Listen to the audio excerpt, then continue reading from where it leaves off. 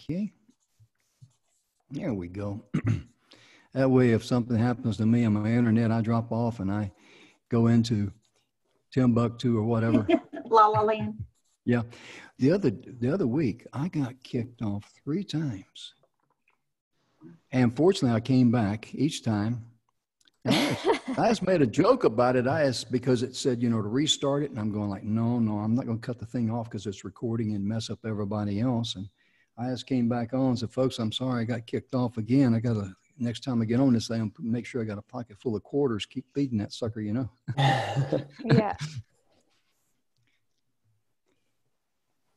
So the order will be Philip, then Deborah, then myself, or? Mm-hmm. Yes, yourself. And then if Jan gets here, Jan Stringer, expecting her to be here. But if not, we'll reschedule Jan. That's not a problem. Because I really enjoy doing these messages of inspiration, hope, and support, because I tell you what. We need it. Yes, with all of the wickedness and stuff that's going on and all of the, the hate and everything, we need some good, positive things going on. Yeah, we do. And bottom line is that we can choose whether we want to look at the rose on the rose bush, if we want to stare at the thorns. Really. So true. But, and me sitting here in this seat, because I hosted the first series, we were doing them every day, Monday through Thursday. I did them, and Don would do them on Friday because we were live at the same time I was doing the radio show on TogiNet. And to sit here in this seat and hear all the wonderful messages and stuff, I mean, my goodness gracious, it just doesn't get any better than that. It really doesn't, because that's why we originally started it, was to see what we could do to give back to people during this time, especially when the COVID virus first hit and everybody was, kind of, our lives were turned upside down. And while we were confined to our house, some people were confining themselves to solitary confinement, which is not good. Sure. Now, let me go ahead and kick this show on off. Welcome to the show, ladies and gentlemen. I'm Jim Grant. This is the 53rd or 52nd, I lose count, episode of the Messages of Inspiration, Hope, and Support. We're so glad that you're here, and I'm going to get started a little bit early and also share my screen, if I may, to take care of some necessary business on who takes care of the Messages of Inspiration, Hope, and Support, and most importantly, where you'll be able to see our speakers today and review their message. Let me share my screen here.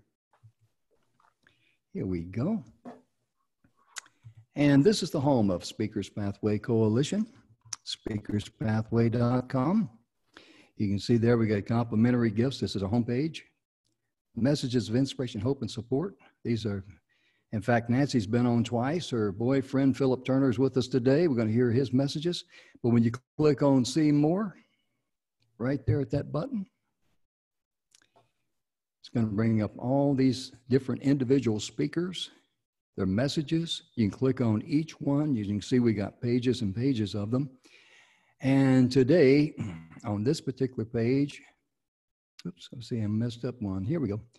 Jan Stringer might be with us a little later. We're waiting for Jan. Haven't heard from her, but if not, we will reschedule her. She's got a tremendous message there. You might want to take a look at it. Dr. Saida Desolé is with us. That's her message there. The first time she's going to be giving another powerful message. And Speakers Pathway Coalition at speakerspathway.com. We are the home, the official home of the 6-minute webinar. You can see up here just 6minutewebinar.com. Just click on that. It'll tell you all about it. And we have a lot of things going on there, so be sure and check us out. And let me see here. Our first speaker is going to be Mr. Philip. Philip, let me bring you to the stage here. All right. And give you the spotlight, and I'm going to mute everybody else and cut off the cameras and all those other things so we can just look at you. And first of all, you're going to be speaking to us about the magnitude of gratitude. Is that correct, sir? Yes, sir. That's right. And thanks for having me, Jim. Well, thank you. Let me do a couple of things first. Let me cut off my camera and cut off my mic, and the stage is yours. All right. Thank you so much, Jim. Hi, everybody. My name is Philip Turner, and I'm a divorce coach helping men through that process. One of the big things that I like to talk about in my program is called gratitude. So a little backstory of mine is I was married once, I know, crazy, right? And there's this phenomenon that often occurs when two individuals get married called pregnancy. Now, the main side effect of pregnancy is children. And I have one of those. She's pretty cool and I love her very much. Unfortunately, a potential risk of getting married is that one may end up also getting divorced.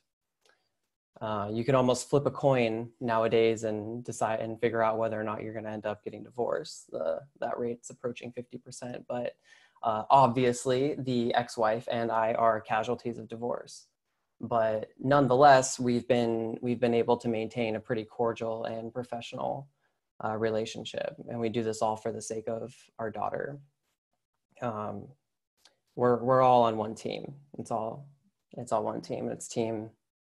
Our daughter's name. I'm not going to say it tonight, or today, but I want to tell you guys a little story about Christmas time and talk a little bit about how I got through this challenging situation.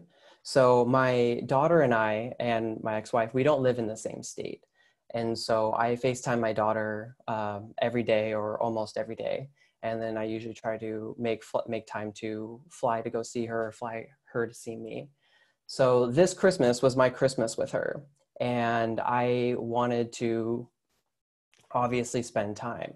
Well, my ex-wife and I have a pretty cordial, like I said, a cordial relationship. And so it's a little bit easier for me as I'm older and capable of flying by myself, as opposed to my 6-year-old, not so much, that I would offer to maybe just go to fly and see them and spend Christmas together. So I'm like, yeah, my daughter would like that. She gets to spend Christmas with both of her parents. During this time, my ex-wife decided, she's like, yeah, that's cool. You know, this will be a good time for you to meet my boyfriend. I was like, okay, yeah, that would be great. So I fly in and my ex comes and picks me up from the airport. And so we're talking and I'm like, well, what's the plan for today? And she's like, well, I got to go back to work. And I was like, okay, well, where's the kiddo? She's like, oh, well, she's at the house with my boyfriend. And I was like, okay, well, what's he doing? What's he doing for the rest of the day? And she's like, well, he's staying with us. I'm like, excuse me? And she's like, yeah, he's staying with us this week. I said this, I told you this. I'm like, woman, no, you did not. I'm like, I'll admit that there are a lot of times where I don't listen to you. But this is something that I would remember. So I'm pretty sure you didn't say anything about this. She's like, well, yeah, I did. So it's only weird if you make it weird, right? I'm like, that's something that I always say. So she, likes to turn it around. And I'm like, okay, yeah, you're right. It's only weird if I make it weird. It's not going to be weird. I'll meet him and made the decision to spend the weekend, 4 days, 3 nights, all of us together at her house with her boyfriend. So the 4 of us all spent Christmas together and Christmas Eve together, and we went and had Christmas Eve dinner at her family's house, and it actually turned out to be a pretty fun time. But there was a few moments where I got a little bit uncomfortable. So I've gotten lots of different responses back telling this story. People saying, oh man, Philip, no way I could ever do that. How awkward or uncomfortable that must have been. Or, oh, you're a bigger man than I am. I would have just picked her up and I would have gone and, got a hotel or, stayed somewhere else. But most of all, I've gotten, Philip, how did you deal with such an uncomfortable situation? And the answer to that is gratitude. So, but Philip, what could one possibly have to be grateful for in those moments is what you're probably all thinking. And I could name off a few different things. I get to spend Christmas with my daughter. I get to I have an ex-wife who doesn't keep her child away from her father. My ex and her boyfriend aren't crackheads. He seems to treat my daughter really well. I get the opportunity to know who my daughter spends time with and spends time around. I don't have frostbite. my daughter gets to see all of us cooperate with healthy dialogue. I got to eat some cookies. Just because her mother and I aren't together anymore doesn't mean she's not going to go, excuse me, just because her mother and I aren't together anymore, you know, it doesn't mean that she's going to go unloved or abandoned. There's someone else there to protect her. You know, to her, these moments mean so much to her that there was no way that I was prepared to take that away from her. So in those moments when we don't feel like expressing gratitude, those are the most important times to make sure that we are. And I'd like to share with you a way to find gratitude in those moments called reframing. Now, reframing is just unplugging from your past conditioning and choosing to see something from a positive perspective. Remember, you have a choice to decide how you feel. Buddha once said, let us rise up and be thankful, for if we didn't learn a lot today, at least we learned a little. And if we didn't learn a little, at least we didn't get sick. And if we got sick, at least we didn't die. So let us be thankful. There's actually a little bit more to that. And, you know, at least if we died, then at least I don't have to deal with your crap anymore. Just kidding, he didn't say that, but it's another step. But anyway, I want to talk about some steps that you can take when you feel like you need to reframe to be able to find gratitude in a situation that's challenging. So first, you check in with your emotions. You honor them without judgment.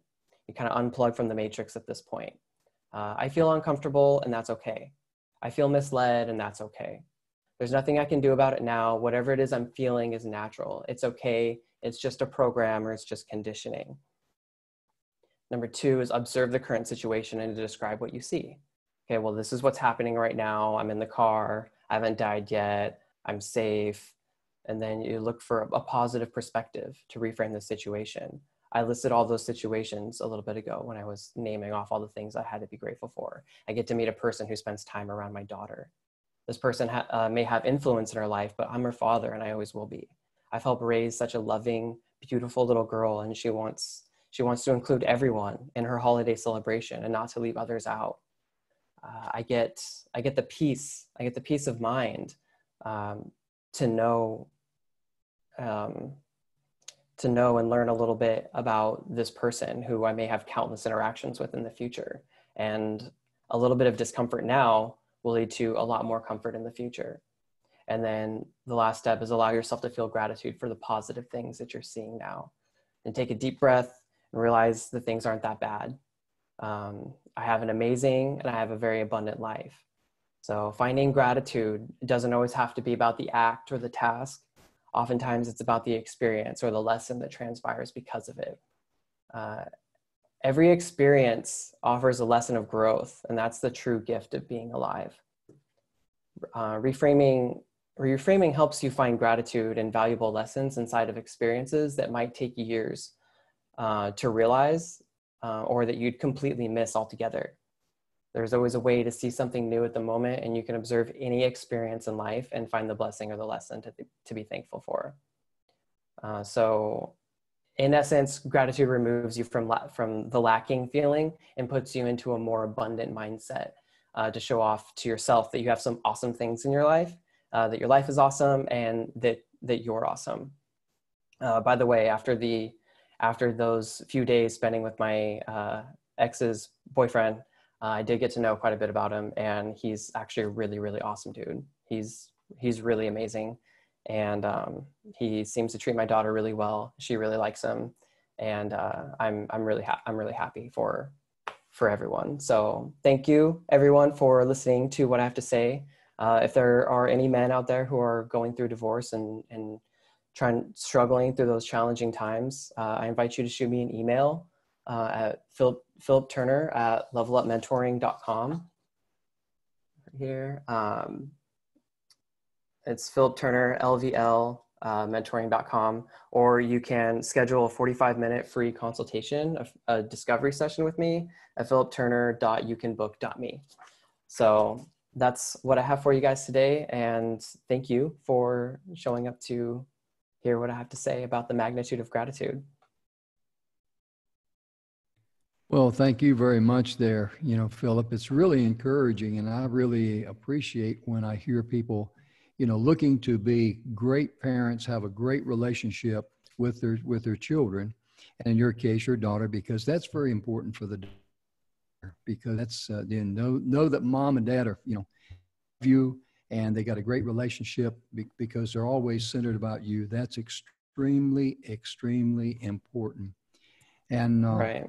I tip my hat to you for that, because that's the way we should be in this life. Always treat people like we want to be treated and be respectful. And your daughter will really benefit from that, and she will remember that. So I want to thank you. Thank you for that inspiring message. And I'm going to be bringing Deborah Wood to the stage here. Let me do a little of this little camera work here I've got to do. And I'm going to cut Deborah's video on. And Philip, I'll cut yours off there and mute your mic there. Hey, how you doing, Deborah? I'm good, Jim. How are you today? I'm doing real good. Thank you so much for asking. Like I tell people at my age, I'm proud to be anywhere, but I'm real proud to be here. I love it. I love it. Yeah. You're going to be talking to us today about expectations, good or bad, or no, good or not so good. It's our choice. Is that correct? That is correct. Good deal. Let me do a few things here. Let me give you the spotlight here. Also mute my mic and cut off my video because the stage is yours, Deborah. How is everybody today? My name is Deborah Wood, and I am from Canton, Texas. And as I come and speak, I often say I have a nice Texas accent, and it gets out of the state and it gets even better. So I am so glad to be with Jim and this group today to really, truly share a few words about expectations, good or not so good. I don't know about you, but growing up, I had expectations in my life. My mother and father, we lived outside of Dallas, Texas, and they had expectations for me every moment of every day. In my opinion, sometimes they were good and sometimes they were not so good. I remember one of the biggest expectations that my mother had, and she had always shared that I could get married after I finished college. Imagine that. Mother. That was several years ago. I'm not going to divulge my age today, but she always said, you can get married after you get out of college. Well, I really, truly love to tell the story I showed her. I graduated from college on December 17th. I married on December 30th of that year, and we had Christmas in between. So I did live up to her expectations. But as I've grown and become a speaker, trainer, coach, I found that expectations on some days can be very hard. And the reason those expectations can get challenging are the simple fact that sometimes the voice inside our head, the mindset of our expectations, can be bigger than we ever thought possible. Sometimes expectations change. And the expectations that we put upon ourselves, that we, again, that self-talk that's inside our head can really drive us beyond ever doing our biggest dreams. So I've learned that sometimes those expectations, we have to put them on pause for just a moment, and we have to maneuver those to really thinking about living a life of our dreams. We have to think about the dreams that we're going to be placing in our lives. Sometimes, because those expectations, we say, we can't do. We can't live that life. I'm not able. I'm not tall enough. I'm not small enough. I'm not smart enough. All of that talk and that expectation that goes on inside of our head can sometimes get you stuck. Have you ever felt that way? Have you ever had something you're trying to live up to, that expectation, that again, that talk inside your head, you think, I just can't do it. It's not there. I challenge you to think about getting unstuck. If you're unstuck and you get unstuck inside your head, then the dreams and the life that you can live can be bigger and bigger and bigger than you can ever imagine. I'll never forget, I'll take you back to a time about 5 years ago. And I had been an entrepreneur in a business for over 20 years. I was a teacher We developed curriculum, and we spent 20 years sharing curriculum all over the United States. As I shared with you, it's been probably about 15 years ago that after we had built, it was really a multi-million-dollar business. Things changed in that business, and my services weren't needed anymore. And on a given day, I had to step out of ownership of that business. If you can only imagine building something from the ground up. We had fulfilled our dreams. We had lived into the expectations that we had built for ourselves. And on a given day, boop, it was gone. The expectations of planning for another trade show, the expectations for delivering new product that following year, the expectations of beating a sales number that I had had before, growing the business again, over and over again. Those expectations, guys, were gone just like that. I had to stop for a moment. I had to really think in and lean into that chapter of my life. I had to do some deep soul searching for what was going to be next on the list. What expectations, what dreams was I going to live into now? All of them were gone. In a fleeting moment, my life, that chapter of my life was starting over.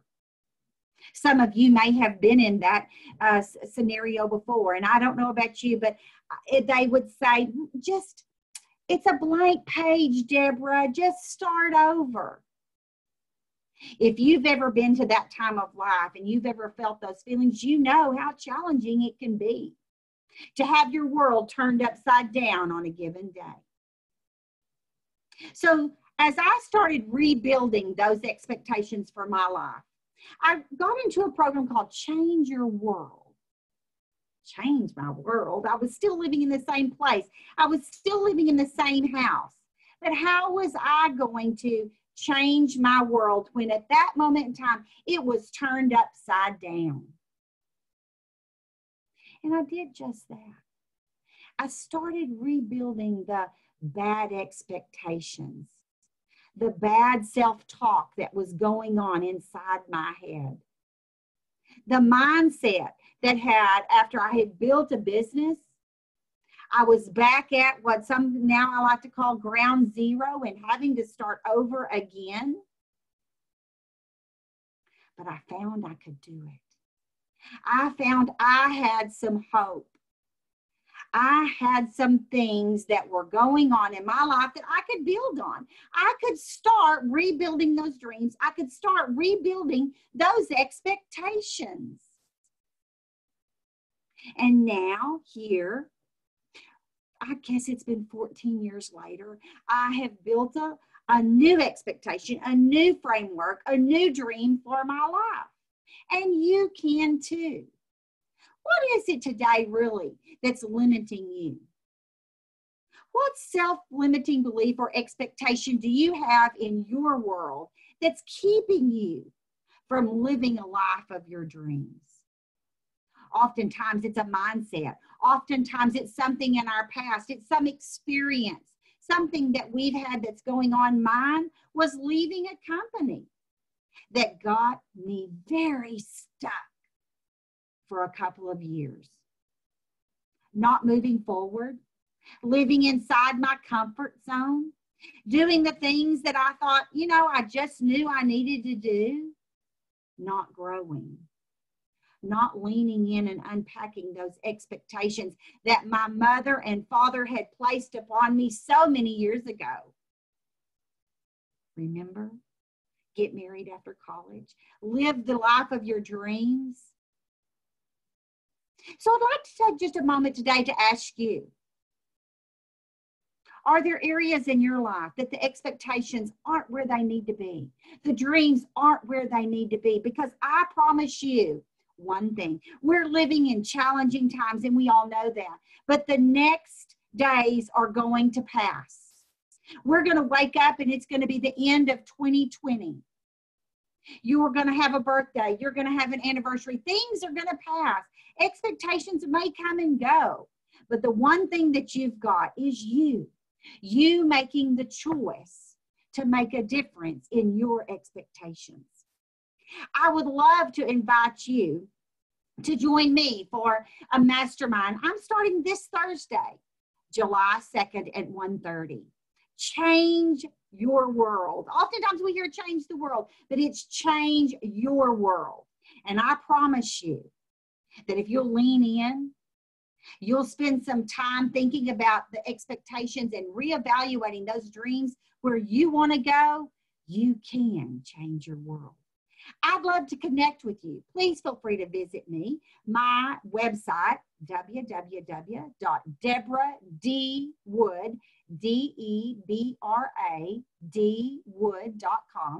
Feel free to email me at Deborah, DEBRA, at DeborahDwood.com. Sign-ups are on my website. Email me. I'd love to connect with you. And I appreciate, Jim, you allowing me to come and be a message of inspiration, hope, and encouragement so very much. Are there any questions, Jim, that I can answer, or any more information that I can give that'll benefit our community today? Trying to click on my camera and all those you got things. It. Good job. Good help's hard to find, you know. And I love it. You are good help. You get to stay.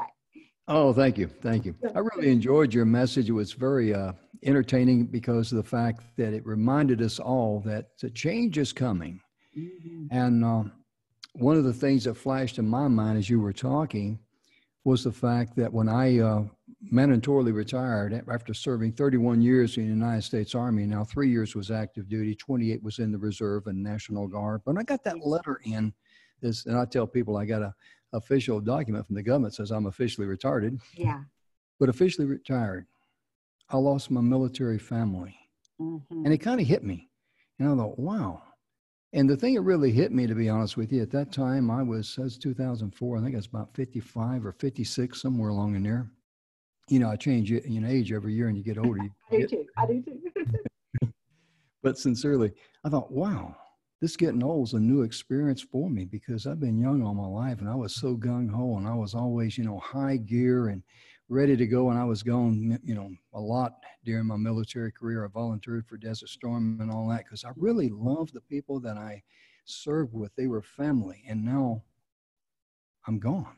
Mm-hmm. It was just kind of like a wake-up call. And one of the things that I've learned in life is just to make different choices and not try to get locked into decisions, because sometimes that can enslave you. That's right. You build a box and now you're going to, put everything in it. And if it's not going to fit, you're going to force it, and it's not really a good thing to do. But Deborah, I want to thank you again. And if you'd be kind enough again to mention your website and your email address and your offer, please. I will. And I apologize for not having a sign like Philip. I'll do that next time. My website is Deborah, DEBRA, as in Deborah, Wood.com. And my email is Deborah@DeborahDwood.com. So I'd love to connect with anybody on the line today. Thank you so much for having me today. Well, thank you very much. It's really a privilege and honor for us to have you, Deborah, and so glad that you joined us today. And we got Dr. Saida Desolé with us, and bless her heart, she puts up with me a lot. She's been on the radio show with us. She's been with us at the 6-minute webinar, the pilot program. She's been on this show here. And I tell you right now, it's just really a pleasure to have her on, because sometimes she lives in Hawaii and she's out there and she has to get up, before the roosters even starting to be with us. But Saida, welcome to the stage. Let me make you the spotlight video. Thank you. And you're going to be talking to us today about transforming overwhelm into inspired action and how to tap into the power of desire. I know you are a subject matter expert on that. And let me do a couple things, if I may. Let me cut off some cameras here and also mute my camera and mic, and the stage is yours. Thank you so much, Jim. It's an honor to be here. And I love the theme, inspiration, hope, and support. And I think, as you had mentioned when we weren't on, Jim, it's a really an important time that we come together. We come together to inspire each other. We come together in the spirit of hope and creation, and we come together to uplift and support each other. So it's an honor and a privilege to be here and to partake in this incredible community that's doing just that. So part of the theme that I wanted to look at is while COVID was happening, and the last time I was on the show, I talked about how to thrive during challenges, and I didn't actually speak very much. I wanted to give some actual body practices for the stress. And so I had done that. And then once the group had gone through, you know, the free training, it was like 3 weeks of daily practice, I realized that there was this feeling in the group of some people were just like, gosh, you know, I want to be part of the answer. I want to be part of the solution, but I'm so overwhelmed with the enormity of what we're facing as a humanity. It's beyond me. What can I do? I'm just one person. So then I understood that. And so I put a call out to the group. I said, would you love to understand how to transform overwhelm and really come to a place where you take aligned action, and that your action actually contributes to the upliftment of humanity? And the answer, of course, was yes. And it was overwhelming. And that training went very, very well. It actually surpassed all my expectations. So I want to share some of the things that arose in there as some tools for the listeners today, because I think it's very valuable. And the speakers here today have been incredible. You've spoken directly to my heart. So I'm going to take a deep breath because I'm being nourished by those beautiful messages. So the first thing is, if we're going to understand overwhelm, it's to first admit it, to admit that, wow, that's a lot and it's big and I don't quite know what to do with it. In fact, I'm in a state of being right now where I can barely breathe because it's so big and it's so intense and it's so hard and it's so sad and so makes me angry, whatever the emotions. So the first step for all of us always is to honor and acknowledge how we are feeling right in this moment. And that's the first thing. So if we are feeling overwhelmed, just being able to say, wow, I feel really overwhelmed. I don't know what to do.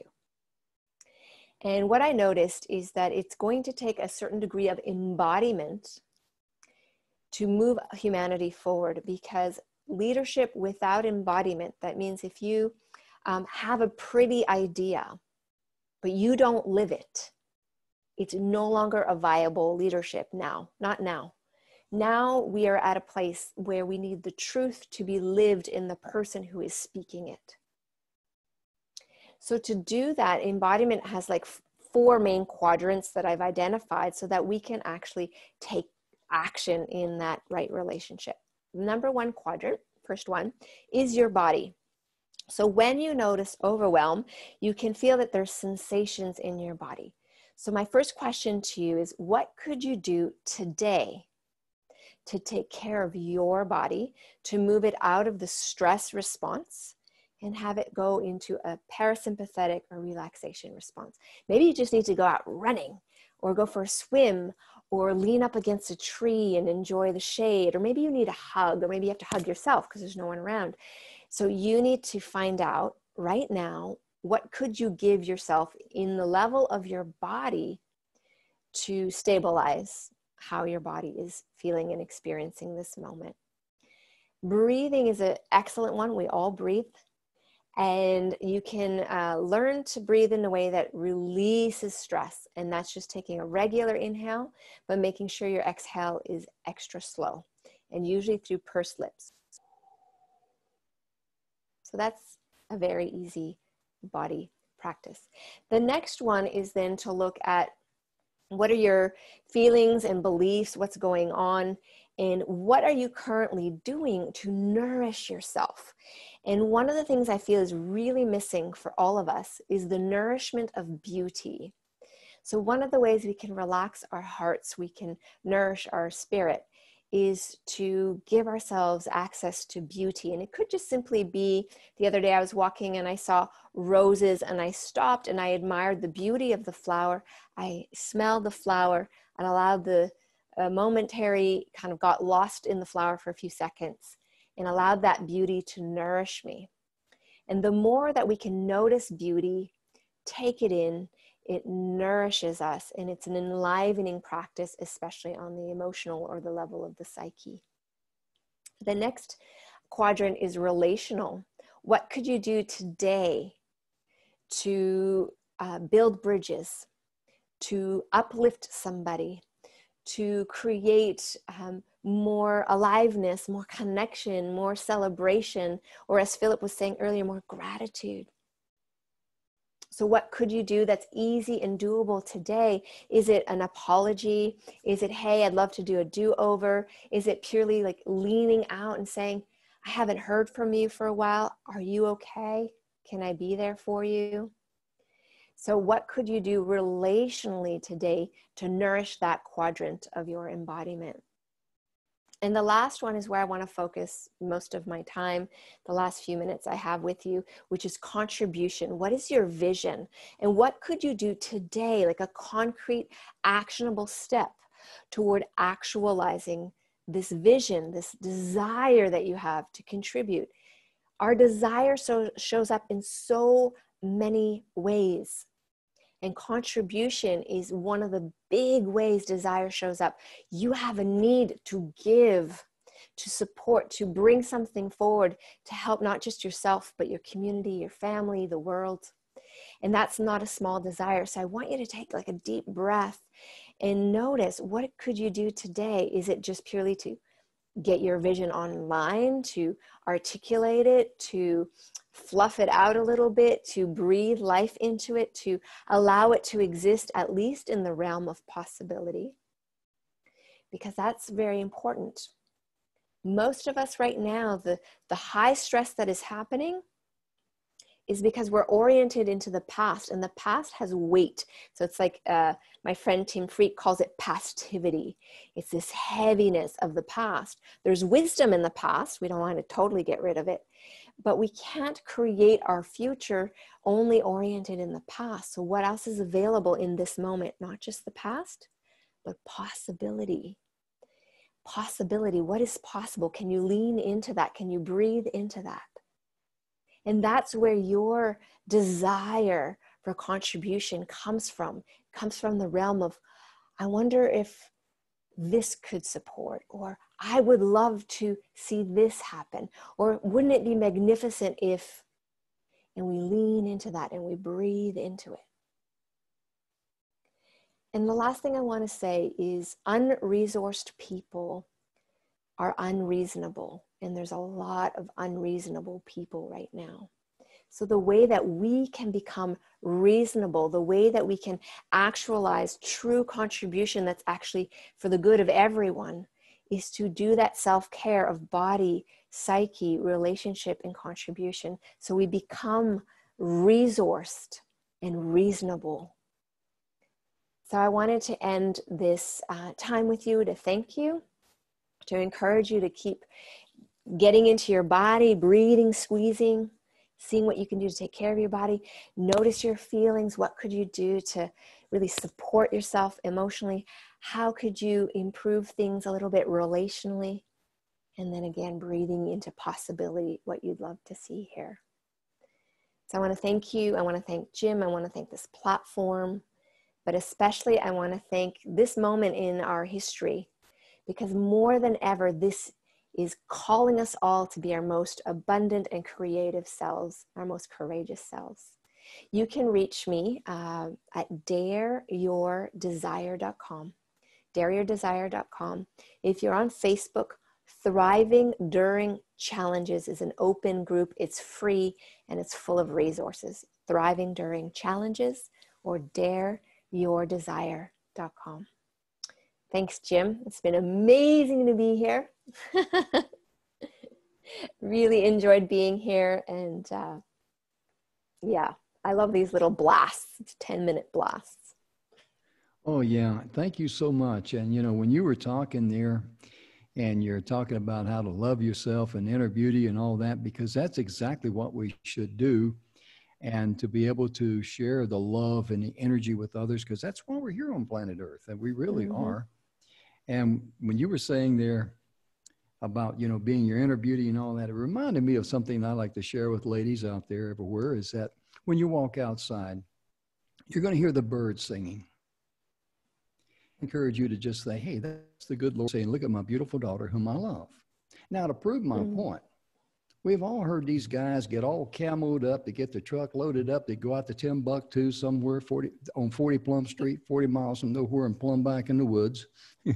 They go out there and it's cold and it's miserable. They're trekking over hill and over dale and everything. They come back and complain and they say, we didn't see or hear anything. They're all upset. And I tell them, well, that's the good Lord saying, well, Bubba, you and your buddy Einstein, neither one of you are one of my pretty daughters, so hush. And I'd like to say also, let me cut the camera back on for Philip and also for Deborah, and unmute you and bring you back, because this has been a wonderful time to be together. We've had great times. And that's, did you get the request there? Good. I mean, all three of you just did a wonderful job. And Philip, my gratitude, my goodness gracious. Thank you, Jim. Yeah, and Deborah, your presentation about, you know, you can choose how you can look at things. And of course, Saida, my goodness, she always smacks it out of the park. But I just want to give all three of you a chance. I'm going to start with Philip first, since you went first, give you a chance to say anything you'd like to the other speakers, and also just anything. Just go ahead. Don't be shy now. No, I appreciate everyone who comes on the program and shares a little bit about themselves and a little bit about their story, a little bit about what they offer and the value that they're trying to offer the world. I think it's really amazing. I think everything that you're doing as well, Jim, is really amazing. So so thank you everyone who's taken part in this. Deborah, I'd like for you to get a chance to say a few words, please. Well, yes, thank you. And to Philip and Dr. Saida also, very, messages that I always find that as we receive information from other people, people will cross our paths who we need to connect people together. So I will be listening this next week for messages that really, truly can connect with the messages you all gave today. So thank you for, Jim, allowing me to be a part. I would love for anybody who'd like to join my mastermind on Thursday. Absolutely. I change your world experience. And thank you again for having me today. Well, thank you. It's really a pleasure to have you here. And Saida, I'm going to give you a chance to say a few words too. Yeah, well, I received plenty of gifts today. Philip, you're just taking a stand for gratitude, I think, is remarkable and very important reminder. It not only for divorce situations, everyone right now, what could we be grateful for with each other, with life? This message I wish the media would just dominate with gratitude. Okay, yeah. So that's really important. And then Deborah, right alongside on equal par, is we get to choose. And the more people can see that they're in choice, the more we're going to get creative and uplift each other. It's when we play victim and think we can't choose that our lives really get wobbly. And Jim, you know, I adore you. I love the accent. I love the stories. You're awesome. And for the listeners, I really am grateful for you, for your hearts, for your courage, for showing up, and for being willing really to listen. Because when we take things in and we get inspired, then we can go and fill other people up. So thank you. Well, thank you so much. Thank you for the kind words there. It's really a pleasure to have all of these wonderful people on today. And ladies and gentlemen, you just got a snapshot of what the Messages of Inspiration, Hope, and Support is all about. If you go to speakerspathway.com, just come down a little bit, you'll see the Messages of Inspiration, Hope, and Support. Click on that, and it will open up pages and pages of the individual presentations.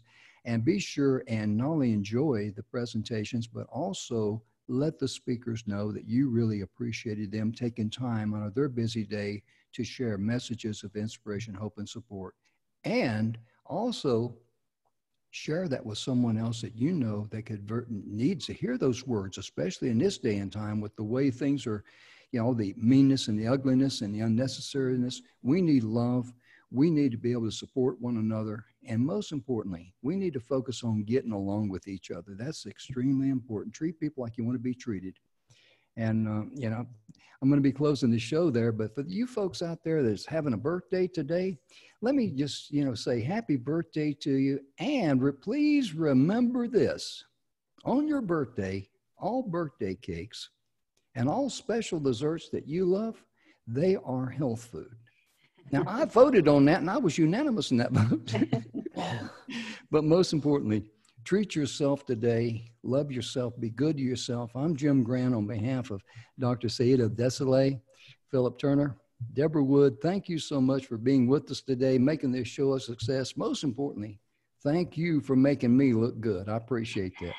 You guys have a wonderful day. Appreciate you. Bye-bye, everyone.